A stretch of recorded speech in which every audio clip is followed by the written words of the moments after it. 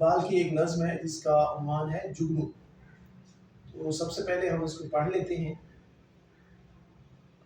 جگنو کی روشنی ہے کاشانہ چمن میں، یا شمع جل رہی ہے پھولوں کی انجمن میں. آیا ہے آسمان سے اڑ کر کوئی ستارہ، یا جان پڑ گئی ہے مہتاب کی کرن میں. یا شک کی سلطنت میں دن کا سفیر آیا، غربت میں آ کے چمکا گمنام تھا وطن میں. تکمہ کوئی گرا ہے مہتاب کی قبا کا، ذرہ ہے یا نمایاں سورج کے پیرہن میں. حسن قدیم کی یہ پوشیدہ ایک جھلک تھی، لے آئی جس کو قدرت خلوت سے انجمن میں.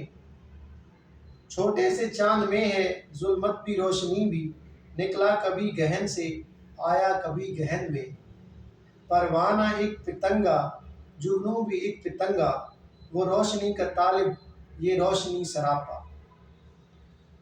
دوسرا بند ہے، ہر چیز کو جہاں میں قدرت نے دل بری دی، پروانے کو تپش دی جگنو کو روشنی دی. رنگین نوا بنایا مرغان بے زباں کو، گل کو زبان دے کر تعلیم خاموشی دی. نظارہ شفق کی خوبی زوال میں تھی، چمکا کے اس پری کو تھوڑی سی زندگی دی. رنگین کیا سحر کو باقی دلہن کی صورت، پہنا کے لال جوڑا شبنم کی آرسی دی. سایہ دیا شجر کو پرواز دی ہوا کو، پانی کو دی روانی موجوں کو بے کلی دی. یہ امتیاز لیکن ایک بات ہے ہماری، جگنو کا دن وہی ہے جو رات ہے ہماری. تیسرا اور آخری بند ہے، حسن ازل کی پیدا ہر چیز میں جھلک ہے، انسان میں وہ سخن ہے غنچے میں وہ چٹک ہے. یہ چاند آسماں کا شاعر کا دل ہے گویا، وہاں چاندنی ہے جو کچھ یہاں درد کی کسک ہے. انداز گفتگو نے دھوکے دیے ہیں ورنہ، نغمہ ہے بوئے بلبل بو پھول کی چمک ہے. کثرت میں ہو گیا ہے وحدت کا راز مخفی، جگنو میں جو چمک ہے وہ پھول میں مہک ہے. یہ اختلاف پھر کیوں ہنگاموں کا محل ہو، ہر شے میں جب کہ پنہاں خاموشی ازل. اب یہ آپ نے نظم سنی، ایک تو آپ یہ دیکھیں کہ اس کے اندر جو ہے وہ ردھم کتنا ہے. اس کے اندر ایک آہنگ ہے جو کہ کسی بھی نظم کا یعنی بنیادی اس کا تقاضا بھی ہے اور اس کا خاصہ بھی ہوتا ہے اور ہونا بھی چاہیے. پہلا بند جو ہے وہ 14 مصروں پر مشتمل ہے. اس کے بعد دوسرا جو ہے وہ 14 مصروں پر مشتمل ہے دوسرا، اور اس کے بعد جو تیسرا اور آخری بند ہے وہ 10 مصروں پر مشتمل ہے. تو یہ 3 بند ہیں اور اس کے اندر جو ہے وہ بنیادی جو موضوع گفتگو ہے وہ ہے جگنو.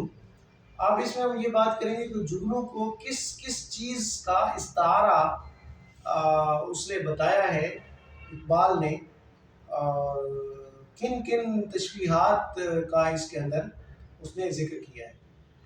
تو سب سے پہلے تو وہ یہ کہتا ہے کہ جگنو جو ہے وہ پھولوں کی انجمن میں جیسے شمع جل رہی ہے، شمع کے ساتھ اس نے اس کو تشبیہ دی. پھر وہ کہتا ہے کہ یہ ستارہ ہے کوئی اڑ کر آسمان سے آ گیا ہے. تو 2 تشبیہات ہو گئی 2 طرح کی. تیسرا وہ کہتا ہے کہ یہ جو مہتاب کی کرنیں ہیں جو چاند کی، اس کے اندر جان پڑ گئی ہے اور کوئی کرن جو ہے نا وہ الگ ہو کے ادھر ادھر پھرنے لگ گئی. تیسری جو ہے وہ ہوگی تشبیہ. اس کے بعد یہ ہے کہ یہ جو ہے یہ اصل میں دن کا کوئی سفیر ہے جو رات کو آ گیا ہے، تو دن کا سفیر، یہ چوتھی تشبیہ ہوگی. اس کے بعد آگے یہ کہتا ہے کہ یہ چاند کی چادر کا کوئی بٹن ہے، بڑی زبردست تشبیہ اور نئی تشبیہ. پھر اس کے بعد یہ کہتا ہے کہ یہ ذرہ ہے سورج کے لباس کا کوئی.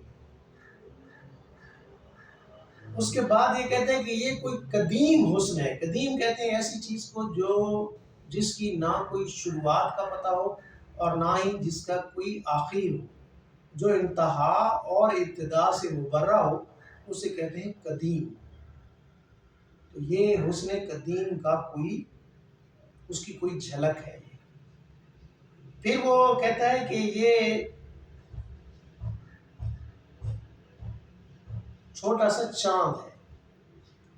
پھر کہتا ہے کہ یہ چھوٹا سا چاند ہے، کبھی گہن اس کو آ جاتا ہے، کبھی جب بجھتا ہے تو گہن لگ جاتا ہے، جب چمکتا ہے تو پورا چاند بن جاتا ہے۔ پھر آگے کہتا ہے کہ پروانہ بھی ایک پتنگا ہے اور جگنو بھی ایک پتنگا ہے، دونوں کے درمیان کمپیریزن کر رہا ہے۔ پتنگا روشنی مانگتا ہے اور جگنو خود سراپا روشنی ہے۔